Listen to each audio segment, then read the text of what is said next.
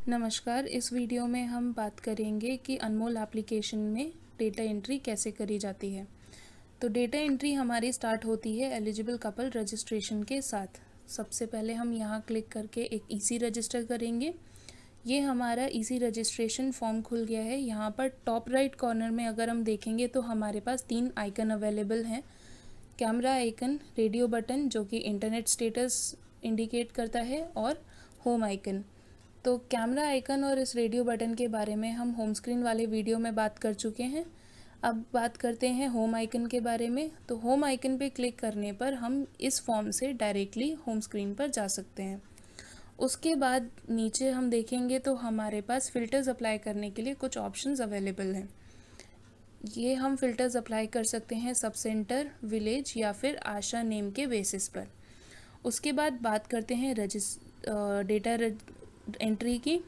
तो data entry करने से पहले हमें एक चीज़ का ध्यान रखना है कि अनमोल में जितने भी वैलिडेशंस या जितने भी फील्ड्स हैं वो सारे के सारे सेम हैं आरसीएच पोर्टल की तरह। जो भी वैलिडेशंस या फील्ड्स आरसीएच पोर्टल पर हैं वही सेम हमारे अनमोल एप्लीकेशन में भी हैं। ऐसा इसलिए क्योंकि अनमोल एप्लीकेशन आरसीएच पोर्टल की एग्जैक्ट रेप्लिका है। अब देखेंगे अनमोल की कुछ कलर कोडिंग। कुछ फील्ड्स हमारे ब्लू कलर के हैं।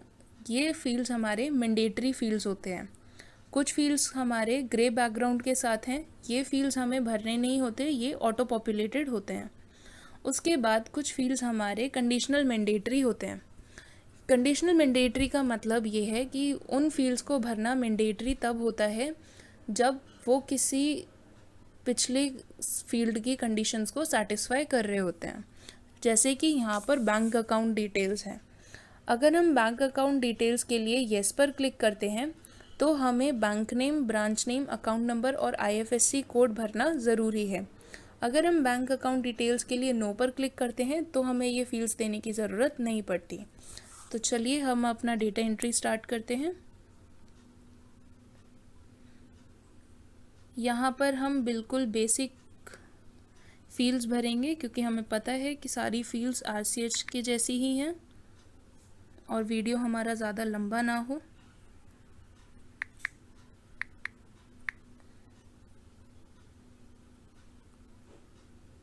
कंटिन्यू पर क्लिक करेंगे। ये हमें मैसेज दे रहा है प्लीज़ सिलेक्ट आशा, क्योंकि हमने आशा सिलेक्ट नहीं कर रखा था। तो हम आशा सिलेक्ट करेंगे और कंटिन्यू पर क्लिक करेंगे। ये हमारी स्क्रीन ईसी रजिस्ट्रेशन का ही कंटिन्यूएशन फॉर्म है। तो यहाँ पर कुछ और बेसिक डिटेल्स देंगे।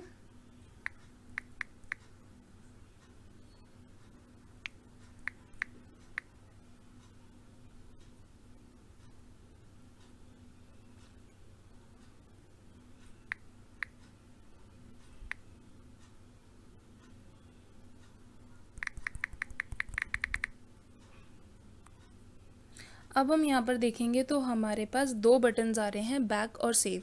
अगर हमें पिछले स्क्रीन पर जाकर कुछ भी चेंजेस करने हैं तो हम यहाँ पर बैक बटन पर क्लिक करके जा सकते हैं और अपने डिज़ायर्ड चेंजेस कर सकते हैं।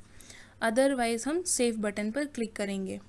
सेव बटन पर क्लिक करने पर हमारा ईसी रजिस्टर हो जाएगा। अब ईसी रजिस्टर होने के बाद ये बेनिफिशियरी फैमिली प्लानिंग सर्विसेज के लिए एलिजिबल है।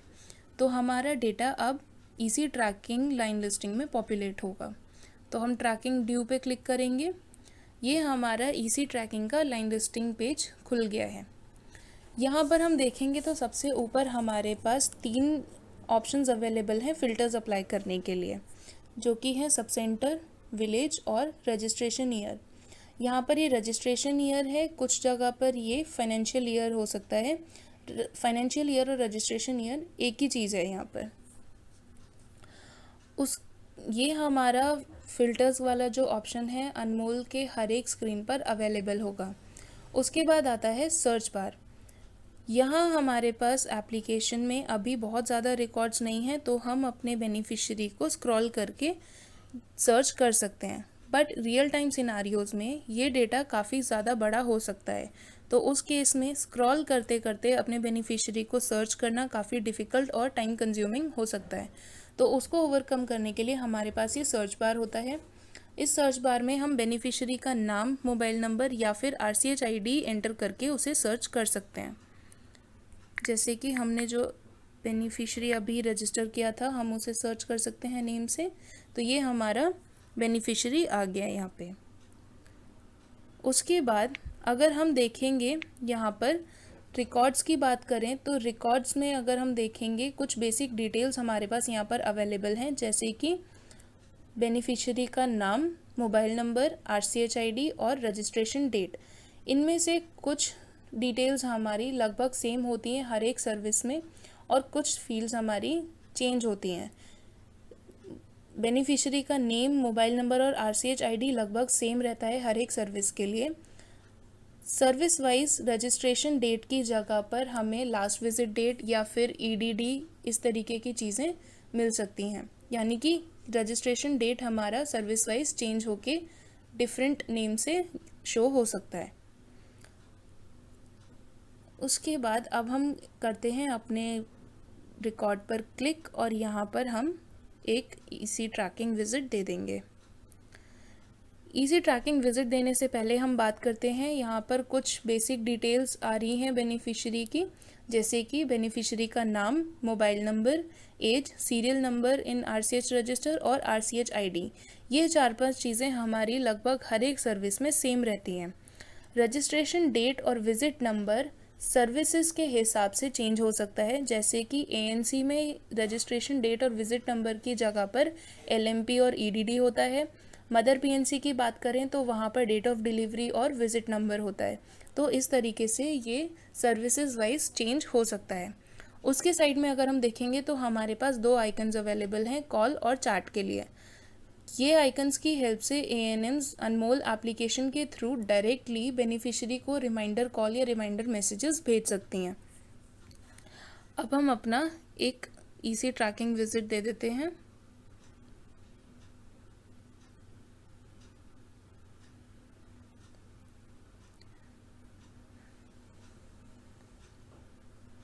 अभी हमारी बेनिफिशियरी प्रेग्नेंट नहीं हुई है, तो हमारे पास एक ही ऑप्शन अवेलेबल है, दैट इज़ सेव।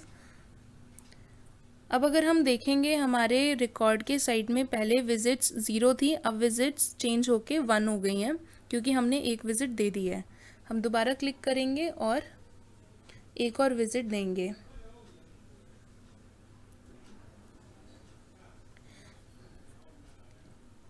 अब आप नोटिस करेंगे कि जैसे ही हमने विमेन को प्रेग्नेंट मार्क किया, तो हमारे पास 2 बटन्स अवेलेबल हो गए, that is save and continue. अगर हम सेव पर क्लिक करते हैं तो हम इसी ट्रैकिंग की लाइन लिस्टिंग पर चले जाएंगे, और अगर हम कंटिन्यू पर क्लिक करते हैं तो हम यहाँ से डायरेक्टली इस बेनिफिशियरी के PW रजिस्ट्रेशन फॉर्म पर चले जाएंगे, जहाँ से हम PW रजिस्ट्रेशन कर सकते हैं। तो अभी के लिए हम सेव पर क्लिक करेंगे, बट उससे पहले हम देखेंगे कि हमने इस विज़िट से पहले जो विज़िट दी थी उसकी सारी डिटेल्स हमें यहाँ पर एकदम बॉटम पर दिख रही हैं।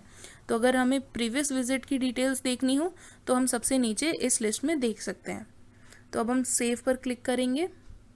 अब हम देखेंगे तो हमारा डेटा जो है इस लाइन लिस्टिंग में नहीं है, क्योंकि अब वो PW रजिस्ट्रेशन के लिए एलिजिबल है। तो अब हम आते हैं अपने PW रजिस्ट्रेशन लाइन लिस्टिंग पे। तो यहाँ देखेंगे हमारा रिकॉर्ड अब यहाँ पर अवेलेबल है। हम यहाँ पर PW रजिस्ट्रेशन कर देंगे।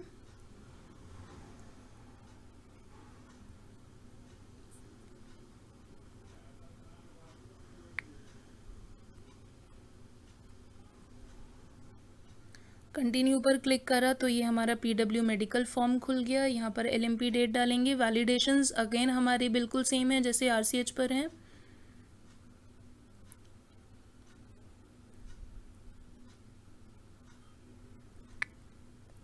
हम यहाँ पर बेनिफिशियरी का फ़ोटो भी डाल सकते हैं। अब हमारे पास यहाँ पर अगेन 3 बटन्स अवेलेबल हैं, बैक, सेव और कंटिन्यू। हमें पता है कि इन बटन्स का क्या यूजेज है अब, तो हम अभी सेव पर क्लिक करेंगे।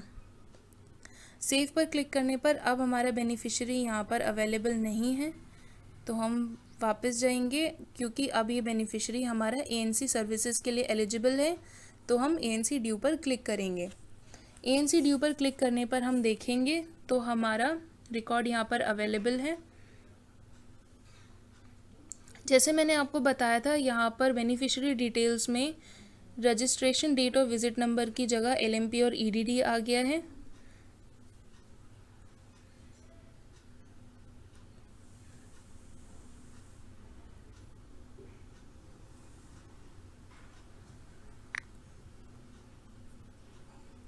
यहाँ पर सेव पर क्लिक करेंगे।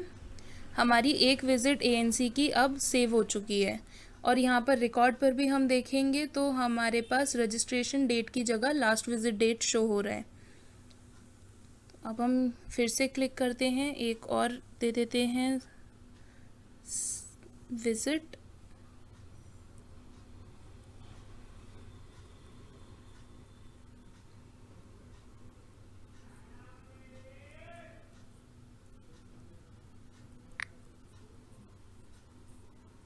अब यहाँ पर ये हमसे पूछ रहा है has the women pregnant delivered or not, so we will just click on yes and we will save it.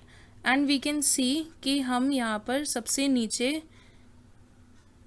ANC की जो लास्ट विजिट थी उसकी डिटेल्स भी यहाँ से देख सकते हैं। तो हम क्लिक कर देंगे सेव पर।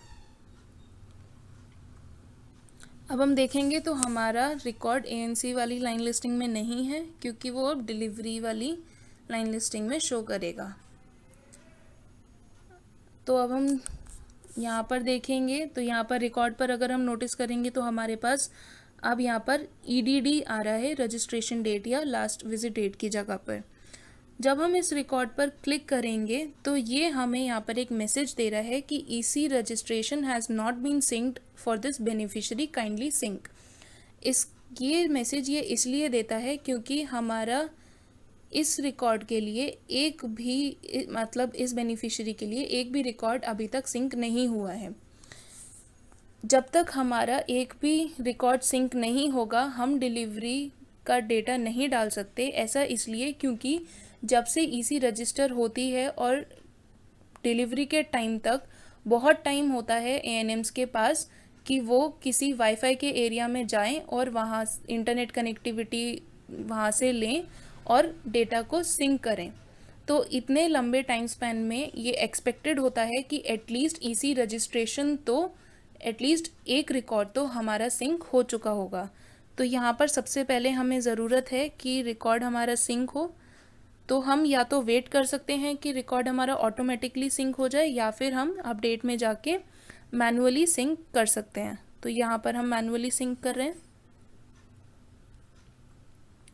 अब अगर हम वापस से डिलीवरी आउटकम में देखेंगे तो ये रिकॉर्ड हमारा सिंक हो चुका है और अब हम इसको डिलीवरी डिटेल्स इसकी फिल कर सकते हैं।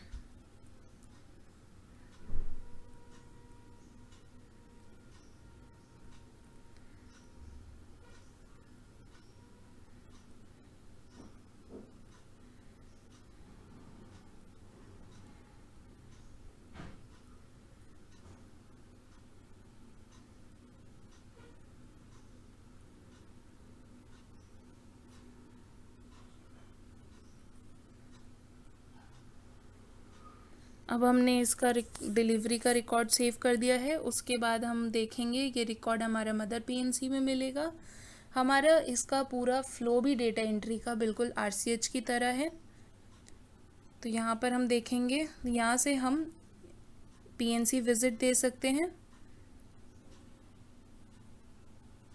उसके बाद PNC विजिट देने के बाद ये बेनिफिशियरी का जो बेबी हुआ था उसकी डिटेल्स हमारे पास इन्फेंट डिटेल्स में होंगी। अब तो वो रिकॉर्ड देखने के लिए हम इन्फेंट डिटेल्स में जाएंगे। यहाँ से हम इन्फेंट डिटेल्स एंटर कर सकते हैं। इन्फेंट डिटेल्स में हमारे पास यहाँ पर बर्थ डोजेस भी होती हैं। हम बर्थ डोजेस यहाँ से भी दे सकते हैं और चाइल्ड ट्रैकिंग सर्विसेज में जाकर भी। उसके बाद इन्फेंट डिटेल्स फिल करने के बाद हमारा बेनिफिशियरी इन्फेंट PNC के लिए एलिजिबल होता है, तो हम इन्फेंट PNC दे देते हैं। उसके बाद जब हम इन्फेंट PNC में रिकॉर्ड पर क्लिक करेंगे तो हमारा इन्फेंट पीएनसी का फॉर्म खुल जाएगा और यहाँ से हम इन्फेंट पीएनसी की विजिट्स दे सकते हैं। इन्फेंट पीएनसी के बाद हमारा जो बेनिफिशियरी होता है वो चाइल्ड रजिस्ट्रेशन के लिए एलिजिबल होता है। हम एक इन्फेंट डिटेल्स कर लेते हैं फिल।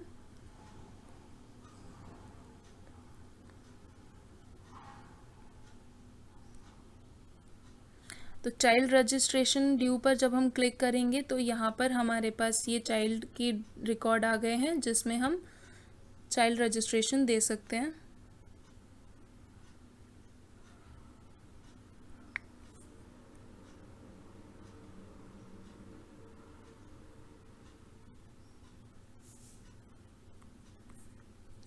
यहाँ पर हम चाइल्ड का फ़ोटो भी लगा सकते हैं एंड इसके बाद हम क्लिक करेंगे सेव पर। चाइल्ड रजिस्ट्रेशन करने के बाद हमारा चाइल्ड बेनिफिशियरी जो है वो ट्रैकिंग के लिए एलिजिबल होता है। यहाँ हम अगर चाइल्ड ट्रैकिंग की लाइन लिस्टिंग पर देखेंगे तो हमारे पास एक फ्लैग भी शो हो रहा है। इस फ्लैग का मतलब होता है कि इस बेबी की वैक्सीनेशंस अभी ड्यू हैं। अगर एक भी वैक्सीनेशन ड्यू होती है तो ये फ्लैग शो करता है। तो हम यहाँ पर क्लिक करेंगे तो देखेंगे कि हम यहाँ पर इसकी वैक्सीनेशंस दे सकते हैं। Birth doses, 6 week doses, 10 weeks doses, 14 weeks doses and so on. एक चीज़ यहाँ पर नोटिस करने वाली है कि यहाँ पर हमारे पास कुछ डिपेंडेंट वैक्सीन्स होती हैं जिनको हम नहीं भर सकते जब तक प्रीवियस वैक्सीनेशन नहीं दी गई है। जैसे कि OPV2 के आगे हमारे पास कैलेंडर नहीं आ रहा है क्योंकि अभी तक हमने OPV1 की डेट नहीं भरी है, वैक्सीनेशन नहीं दी है। इस वजह से जब हम OPV1 दे देंगे उसके बाद हम OPV2 दे सकते हैं। फॉर एग्ज़ाम्पल यहाँ पर हमने OPV1 दे दिया और हम सेव करा देते हैं।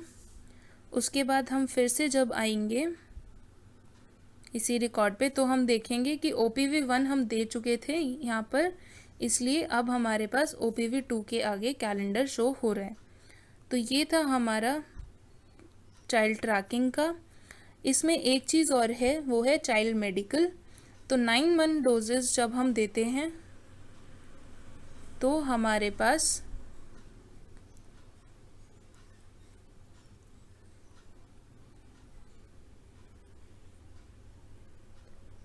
यहाँ पर नीचे सेव की जगह कंटिन्यू का बटन आता है।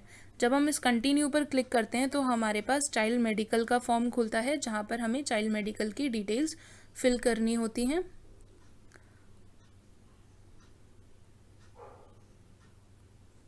एंड अब हम इसे सेव कर सकते हैं।